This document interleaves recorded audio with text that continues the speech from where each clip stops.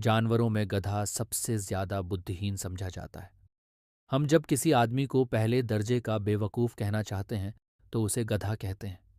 गधा सचमुच बेवकूफ़ है या उसके सीधेपन, उसकी निरापद सहिष्णुता ने उसे यह पदवी दे दी है, इसका निश्चय नहीं किया जा सकता। गायें सींग मारती हैं, ब्याई हुई गाय तो अनायास ही सिंहनी का रूप धारण कर लेती है। कुत्ता भी बहुत गरीब जानवर है, लेकिन कभी कभी उसे भी क्रोध आ ही जाता है। किंतु गधे को कभी क्रोध करते नहीं सुना, न देखा। जितना चाहो गरीब को मारो, चाहे जैसी खराब सड़ी हुई घास सामने डाल दो, उसके चेहरे पर कभी असंतोष की छाया भी नहीं दिखाई देगी।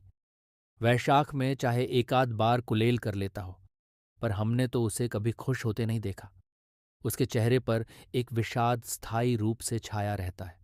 सुख दुख, हानि लाभ किसी भी दशा में उसे बदलते नहीं देखा। ऋषियों मुनियों के जितने गुण हैं वे सभी उसमें पराकाष्ठा को पहुंच गए हैं, पर आदमी उसे बेवकूफ कहता है। सद्गुणों का इतना अनादर कहीं नहीं देखा। कदाचित सीधापन संसार के लिए उपयुक्त नहीं है। देखिए ना, भारतवासियों की अफ्रीका में क्या दुर्दशा हो रही है। क्यों अमेरिका में उन्हें घुसने नहीं दिया जाता।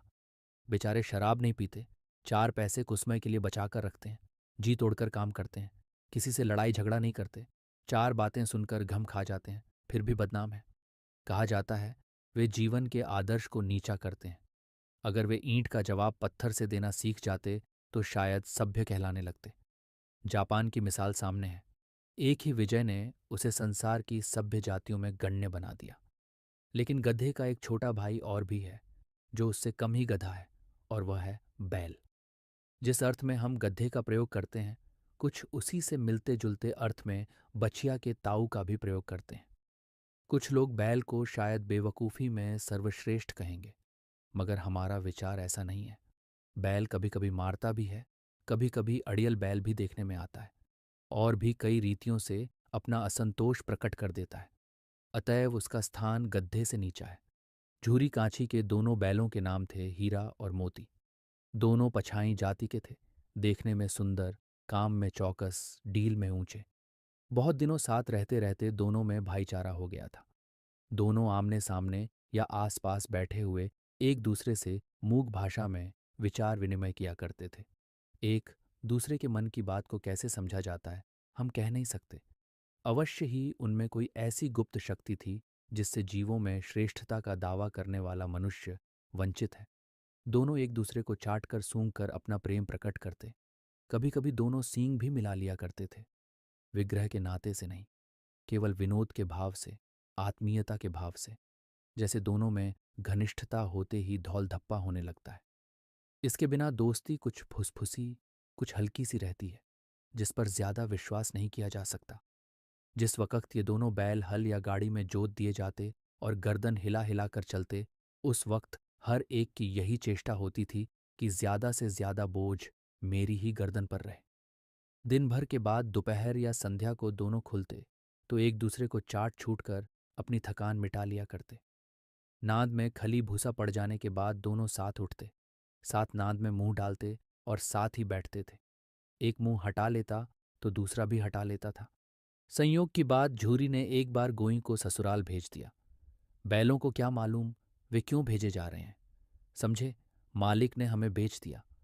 अपना यूं बेचा जाना उन्हें अच्छा लगा या बुरा, कौन जाने, पर झूरी के साले गया को घर तक गोई ले जाने में दांतों पसीना आ गया।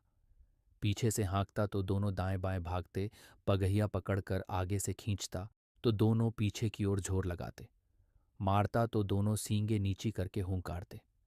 अगर ईश्वर ने उन्हें वाणी दी होती तो झूरी से पूछते, तुम हम गरीबों को क्यों निकाल रहे हो। हमने तो तुम्हारी सेवा करने में कोई कसर नहीं उठा रखी। अगर इतनी मेहनत से काम न चलता था तो और काम ले लेते। हमें तो तुम्हारी चाकरी में मर जाना कबूल था। हमने कभी दाने चारे की शिकायत नहीं की।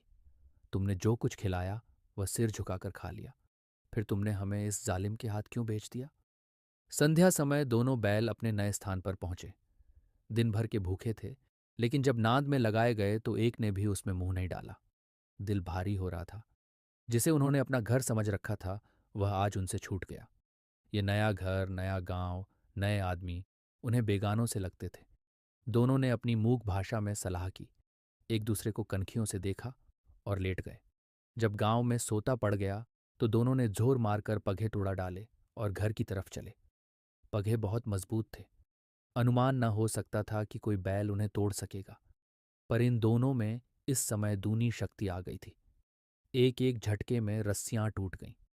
झूरी प्रातःकाल सोकर उठा तो देखा कि दोनों बैल चरनी पर खड़े हैं। दोनों की गर्दनों में आधा आधा गरांव लटक रहा था। घुटने तक पांव कीचड़ से भरे हैं और दोनों की आंखों में विद्रोहमय स्नेह झलक रहा है। झूरी बैलों को देखकर स्नेह से गदगद हो गया। दौड़कर उन्हें गले लगा लिया। प्रेमालिंगन और चुंबन का वह दृश्य बड़ा ही मनोहर था। घर और गांव के लड़के जमा हो गए और तालियां बजा बजा कर उनका स्वागत करने लगे। गांव के इतिहास में यह घटना अभूतपूर्व न होने पर भी महत्वपूर्ण थी। बाल सभा ने निश्चय किया, दोनों पशु वीरों का अभिनंदन पत्र देना चाहिए। कोई अपने घर से रोटियां लाया, कोई गुड़, कोई छोकर, कोई भूसी।